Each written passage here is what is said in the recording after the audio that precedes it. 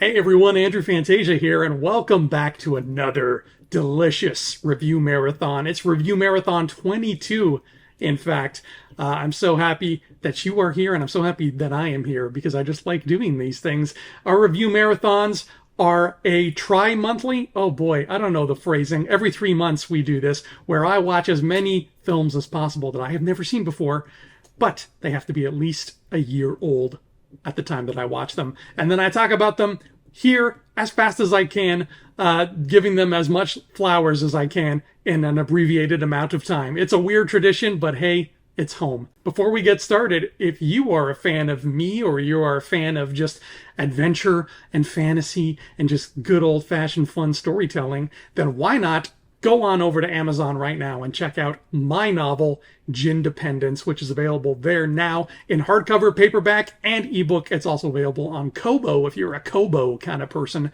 Gin-Dependence is the story of a Jin who's freed from his lamp, and now he has a midlife crisis as he tries to figure out what to do with himself. I will put a link in the description below where you can pick up a copy of Gin-Dependence right this gosh darned minute. But enough about that. It's time to talk about some motion pictures. It was a nice, cool 3 months, even though I was keeping busy with other things. I got around to watching 30 films that I have never seen before that we're going to talk about in this review marathon. Without further ado, let's get this party started. AI, artificial intelligence.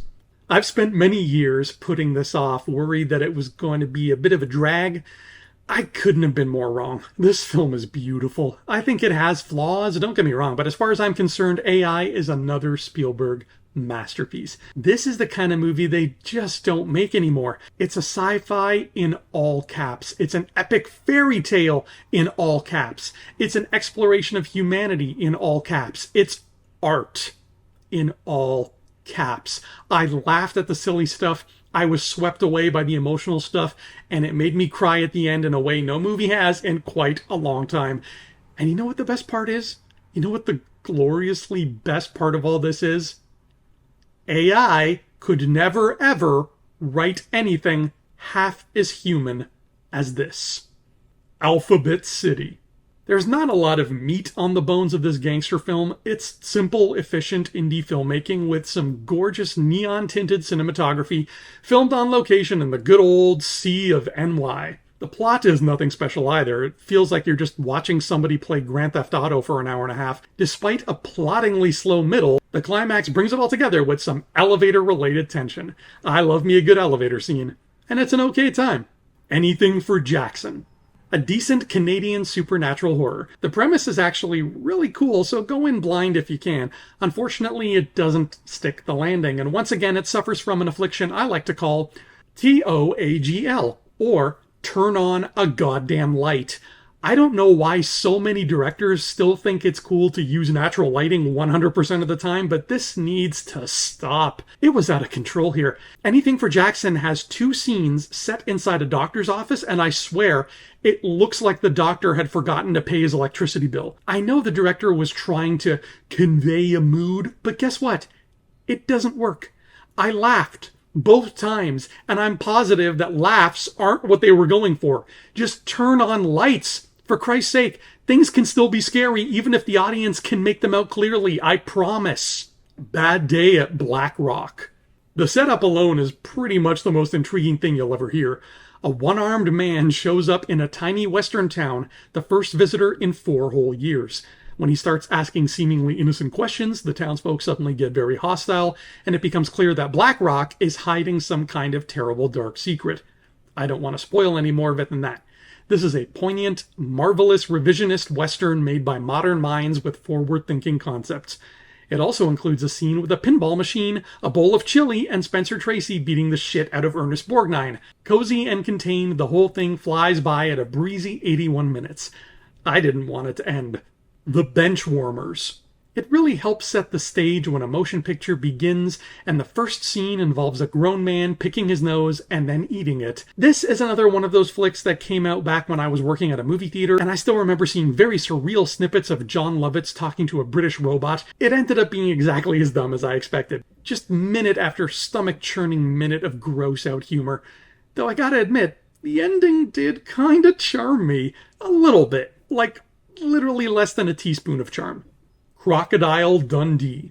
The plot is kind of a nothing burger, and the fact that Paul Hogan himself wrote the script starts to become really grating when you get to the 14th beautiful woman who just can't take her eyes off of the titular hero. But the film does have some gorgeous 80s New York action that left me salivating. And there's a scene where Officer Carl Winslow uses the antenna of a limousine as a boomerang, so I guess this is kind of the best movie ever made. Crocodile Dundee 2. I find it really funny that the first film is just this low-stakes romantic comedy, and now in the second one, Dundee and his wife are single-handedly taking down a Colombian drug cartel. The pacing this time around is real slow, and it all ends on the most uncomfortably long freeze frame in motion picture history, and yet it's still a little entertaining to see Dundee use his Bushman tactics to outwit evil drug dealers, and Hogan is just as charming as ever. In the first act, Dundee fights a bad guy on what I think is the exact same subway platform from Ninja Turtles 1. I don't love these films, but I do kind of like them. Days of Thunder.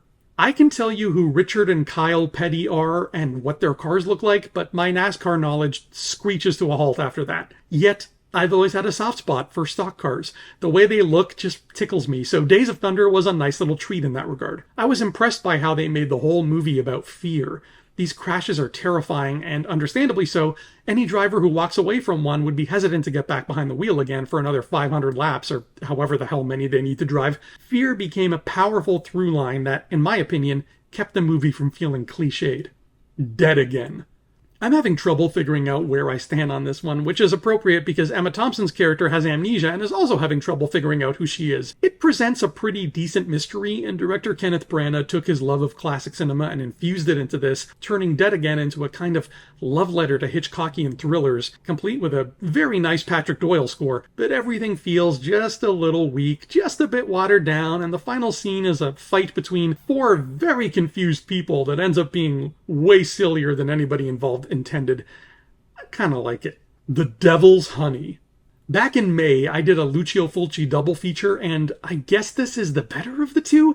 Pulling clips from it to show you is tricky because the main character is almost always fully nude. That's Italian cinema for you, baby. But it's a neat story about a woman whose boyfriend dies on the operating table. She blames the doctor, kidnaps him, and plans to kill him.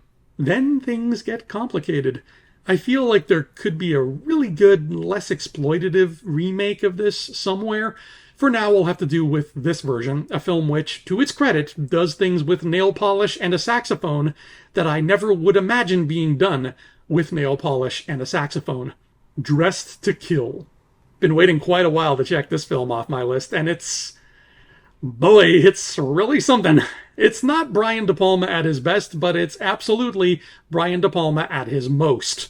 Glossy hypersexualism, transgendered people being depicted as dangerous psychopaths, dream sequences aplenty, people showering like they're being photographed for Penthouse magazine, and the list goes on. You can't help but enjoy the over-the-top silliness of it all, and I got to see a quick snippet of Columbus Circle, so that was cool. Dressed to Kill arrives fully clad in a garish outfit, and if that's not for you, nobody would blame you for a second. Empire Records. If you don't like quirkiness, stay away from Empire Records because it is 90 straight minutes of people being obnoxiously, unapologetically quirky. But I love this music store and its whole vibe, and the characters who work there really ended up growing on me. I can't say that I love the film itself, but by the time the credits rolled, I wanted more of these people and their awesome store. I'm not even a music guy, but the idea of a record store like this existing makes me so happy. And Empire Records is a wonderful, albeit depressing, reminder that once upon a time, movies actually used to have vibrant colors and good lighting. Every beautiful frame of Empire Records ought to make modern filmmakers deeply ashamed of themselves. Exorcist II: The Heretic. It's doing everything a good sequel ought to, giving you more of the stuff you loved from the first one, but on a grander scale, and wrapped in a whole lot of new stuff. Reminds me a little bit of what they did with Dr. Sleep after The Shining. I kind of like it. I don't understand a single goddamn thing that happened at the climax, but otherwise, I was along for the whole locust-addled, tomato-spitting, hypnosis-inducing ride. The Exorcist 3. I know Twitter will probably say that I'm supposed to hate this because it's a sequel that comes 17 years after the fact and features 0 returning characters, but Twitter and its owner can go slurp from Pazuzu's chamber pot because I thought this was a bodaciously good time. Plenty of Manhunter vibes along with a great George C. Scott performance. This is my favorite Exorcist movie, and I cast out any unclean spirits who have a problem with that. I'm still in awe of how they pulled off that famous jump scare. Exorcist: The Beginning. And here we have Exhibit B, another movie I'm probably supposed to hate because it's an early 2000s prequel to a beloved horror classic, and yes, the script is riddled with so many cliches that you can probably sing along to the film like it's a karaoke track on your very first viewing, but you know what? I still get Stellan Skarsgård and Isabella Scorupco, one of my favorite actors and one of my favorite Bond girls, together in a 1940s supernatural archaeology adventure. Shut the front door and take my money. Game of Death. I know I'm half a century late to this party, but Game of Death is one of the most interesting movies ever made. Just imagine being given a scant few hours of footage for an unfinished Bruce Lee movie after his untimely death, and then being asked to fill in the blanks and make something coherent. Whether or not director Robert Klaus succeeded is in the eye of the beholder, but it makes the whole finished project a fascinating study in filmmaking that needs to be seen to be believed. This is definitely one of those cases where the making of documentaries are more gripping than the film itself. At times tasteless, at other times brilliant, Game of Death gave rise to a whole subgenre of Bruceploitation flicks and capped off one of the mightiest careers in showbiz with a cinematic oddity fans like me will be poring over for decades. Hoop Dreams. What might be the best documentary I've ever seen. It squeaks in at a little under 3 hours, but the time flies by as you watch the unfolding sagas of William and Arthur, 2 boys from Chicago who want nothing more than to dribble and dunk their way to the NBA. But of course, the labyrinthine system is against them every step of the way. Bad coaching, systemic racism, predatory talent scouting, all of this and more rear their ugly heads to make William and Arthur's lives miserable. Rotten Tomatoes critical consensus actually sums it up perfectly, calling Hoop Dreams a film that uses high school hoops as a jumping off point to explore issues of race, class, and education in modern America. Every documentary fan needs to see this. And yes, my retro-loving ass adored seeing all of those brown wood-paneled high school gyms. House Party. If Superbad was a little bit wackier and infused with a heavy dose of Fresh Prince, you'd get House Party. As someone who grew up adjacent to the early 90s hip-hop scene, a lot of this truly felt like going back in time and hanging out with my older cousins and all their friends, with turntables scratching and Charlotte Hornets paraphernalia aplenty. While House Party doesn't end up being anything spectacular, it's still a good time, and it's one of the films that helped put New Line Cinema on the map, so mad respect there. House Party 2. Alright, guys, you need to understand how big a moment this is for me, so I have to pause and put myself on camera. All right. So some quick backstory. When I was little, I spent a lot of time hanging out with my older cousin Ryan because he was and still is pretty much one of the coolest people on planet Earth. Now, Ryan was steeped in early 90s pop culture because that was the time. And in his bedroom, he had, alongside an original Bartman action figure, he had a small promotional poster, just a little one, for House Party 2, The Pajama Jam. This thing was like about the size of a playing card. It was little, but little Andrew, young Andrew, used to stare at it a lot. Visually, it seemed like so much fun. And because the characters on the poster dressed like Ryan and his friends and played the same music as Ryan and his friends, my child brain assumed that whenever Ryan went out, he was off somewhere in the neighborhood having a giant pajama jam of his very own.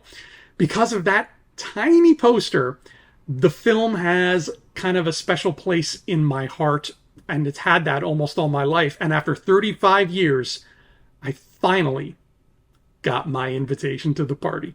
And here's the verdict. Call me biased all you want, but House Party 2 is vastly superior to House Party 1.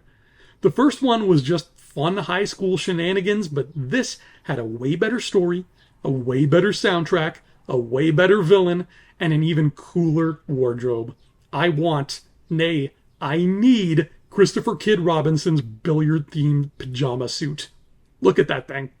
The biggest negative takeaway is that the party in this one doesn't actually take place at a house, so the title is just a bunch of bullshit. But other than that, I am so happy with how this turned out. Clute.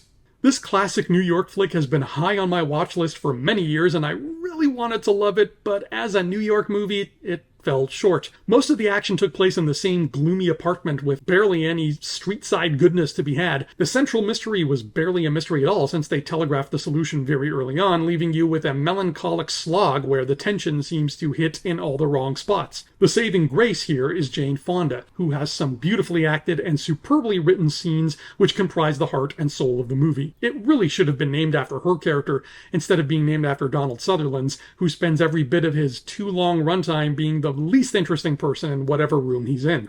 The Lost World. 101 years young, and it still looks terrific. It goes without saying that the stop-motion dinosaurs here are a wonder to behold, and back in 1925, they probably gave people in the audience actual heart attacks. Sir John Roxton and Professor Challenger are two outstanding characters, and I couldn't get enough of them. This is adventure at its very finest, and it's in the public domain. You can watch it for free right now on Tubi or YouTube. Probably one of the most trailblazing motion pictures ever made, and that's not an exaggeration. Manhattan Baby. You barely get any Manhattan in this, and there's not a baby to be seen, so we're not off to a great start. This is a giallo film by Lucio Fulci about a cursed Egyptian amulet, and it's not great. The amulet seems to be able to make cobras appear and transport people to the Sahara, which kills them? I don't know, it's never really clear. But despite its messiness, Manhattan Baby is worth it just for the scenes with the little brother. Everybody else in the family has been dubbed by actors with regular American accents, yet this kid is dubbed by what seems to be a 20-year-old Italian woman doing a mockery of an American accent. The result is a small blonde child who sounds like a female Tommy Wiseau. So, 5 stars. Mascots. At first, I really missed Catherine O'Hara and Eugene Levy, but about 15 minutes deep into this furry paradise, they hooked me. It's great to see this gang tackling even more hilarious subject matter, and the movie is splattered with one hilarious moment after another, and they even managed to sneak in some heartwarming ones, too. After This Is Spinal Tap and Best in Show, I officially award Mascots the Christopher Guest Bronze Fuzzy Award. Masters of the Universe. How weird is it that the 2026 movie is all bright and colorful, while this 80s version is visually dull? It's almost always the other way around, and my brain is having a hard time quantifying this. The Dolph Lundgren Masters of the Universe is a mixed bag, but for me, the delightful 80s cheese makes this a smiles for miles kind of movie. Frank Langella is hamming it up to great effect, and I actually ended up liking the real-world characters more than the Eternian ones, which really shocks the heck out of me. Everybody looks like an action figure in that wonderful Running Man kind of way. It's not good, but it's a treat. If I had kids, I'd show them this in a heartbeat. Play Misty for me. Asking me to spend an hour and 40 minutes almost exclusively in the company of Clint Eastwood, a man I find as charisma-free as a toilet plunger, is a tall order, but at least there's a decent stalker flick to be had in here. Jessica Walter crushes it as the antagonist role. She's so good, she almost makes you forget about how obsessed this movie is with Carmel, California, or how goddamn ugly Eastwood's house is. I do love me a good story about late-night radio DJs, though, so this scratched a very specific itch of mine. And if you're the kind of person who hopes every film gets interrupted so you can watch a jazz festival happen for like 5 minutes, then have I got a recommendation for you. School of Rock. If there's ever a movie that reminded me of my own life, dear Lord, this is it. In 2003, I didn't appreciate the coolness that is Jack Black, so I earnestly apologize for the length of time it's taken me to get my eyeballs on this gem. The songs are outstanding, and every single one of these kids is a superstar. This is the kind of family film that family films were invented for in the first place. 3 Billboards Outside Ebbing, Missouri. Wow, man. Martin McDonagh movies just continue to be a series of dark, twisted treats. I've seen 3 of his works now, and they're all bangers. Fair warning, if you attempt anything he's directed, McDonagh ends his movies the way the 1980s ended their songs, with an ellipsis rather than a period. 3 Billboards is no exception, but it's not about a cathartic ending, really. It's about how hurt people hurt people. McDonough asks you to sympathize with a lot of characters you don't want to sympathize with, but he peppers the screenplay with so many instances of genuine kindness, like little bursts of light in the darkness, that you'll never be led astray on what's really trying to be said here. Outstanding stuff. Transformers 1. It's fine. It's a totally good Transformers film skewed for a younger demographic. Look, I've never been a big fan of this franchise. To me, it's all just a bunch of robots who look way too similar, fighting over very vague concepts, and sometimes Megan Fox is there. Transformers 1 was indeed a very interesting way to tell the origin story of that, and I think they did just about as good a job as you can do with the source material. So, thumbs up, fun stuff, but I ain't quite the target audience. The Way of the Dragon. I understand that nobody digs into Bruce Lee movies for the story, but the story in Way of the Dragon was pretty weak sauce even for him. You just watch him hang around Rome defending his friend's restaurant from a greedy mobster. That's it. But Lee is as charming as ever, and you still get to see some excellent kung fu, and it all culminates in a decent final boss battle against Chuck Norris inside the Colosseum, and no, I'm not making that up. So there's very little to complain about overall. White Men Can't Jump. As a white man who totally messed up his knee trying to dunk a basketball once, this motion picture resonated in ways I almost wasn't ready for. Wesley Snipes and Woody Harrelson play a couple of immature but likable streetball hustlers in a sports comedy that I really enjoyed. I loved seeing that early 90s street culture again in all of its neon glory, even if it didn't quite scratch the itch as satisfyingly as the House Party films did. And man, was the basketball ever good.